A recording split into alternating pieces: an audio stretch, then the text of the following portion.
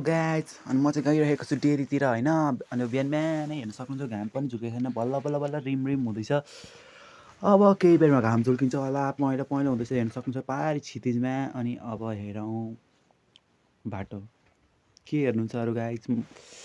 उज्यालो भएको छैन, अँध्यारोमा हेरिबस्नु होला। अब यो हेर्नु है त,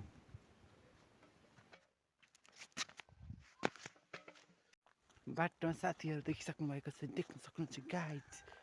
यो यो यो यो ये साथीभाइहरू, यो पनि अर्को साथी हो है गाइज।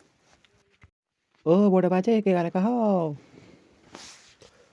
अब चाहिँ घाम फाइनली आउन लागेको छ, तर घाम चाहिँ अहिले आउँदैन क्या, मलाई थाहा छ। त्यही भएर तपाईँहरू यो भिडियो इन्जोय गर्नु होला। अब धेरै हल्लिएको छ, के गर्नु, आइफोन किन्ने औकात छैन गाइज।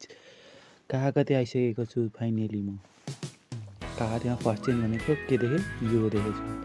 यो घर बन्दै रहेछ, अस्तिसम्म यो घर बनेको थिएन म जाँदाखेरि, अहिले यो घर बन्दै रहेछ। अर्ली मर्निङमा यो देखियो, पारी रातो भएको ठाउँ हेर्नुहोस्, यही ठाउँबाट घाम झुल्किने गर्छ। अनि यो चाहिँ रहेको छ हाम्रो स्कुल जाने बाटो पनि यही हो, कार्य जाने बाटो पनि यही हो है। अनि हामीले खाजा खाने ठाउँ पनि यही हो, तर खाजा खाने होटल चाहिँ अलिक तल रहेको छ। अनि यो पर देखेको चाहिँ हाम्रो अहिले नयाँ बनेको वडा कार्यालय नम्बर 3।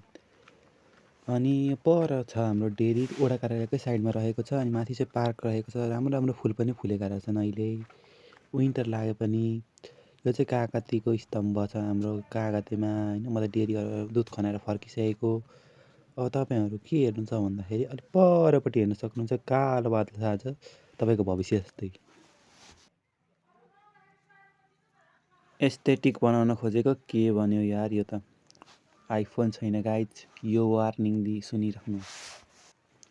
अनि यो चाहिँ हाम्रो पुरानो वडा कार्यालय भनेको त के झाडी आएर मर फेरि, पर रहेको चाहिँ यो वडा कार्यालय होइन। अनि यता देखिएको चाहिँ हाम्रो लग्जरी घर, धनकुटाको लग्जरी घरमध्ये एक हो यो।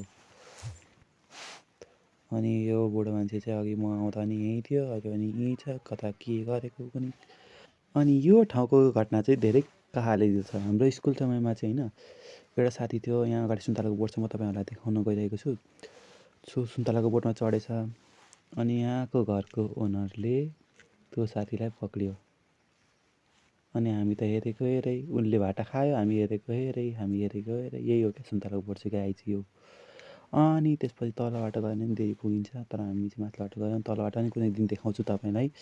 अनि माथिबाट गाडी फरारी हो फरारी आउँदैछ, तर क्यामेरामा चाहिँ देखेको छैन किनभने क्यामेरा कमजोर छ। फाइनली यहाँ चाहिँ पुष माघमा फुल्ने सयपत्री फुलिसकेको रहेछ, हाम्रोतिर त छैन।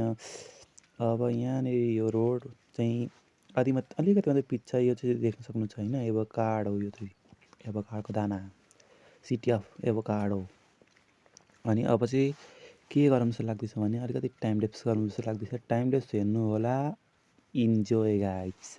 तर म गाइज भनिरहेको छु, गाई चाहिँ मेरो कोही पनि छैन, एक भ्युज आउँछ होला जम्मा, तर टाइम ल्याप्स हेर्नुहोस्।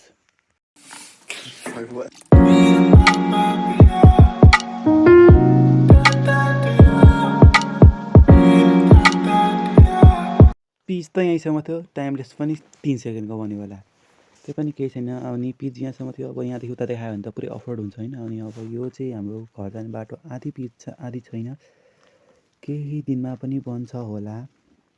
अब देखाउन गइरहेको छु हाम्रो घर मुनितिरको कुवा।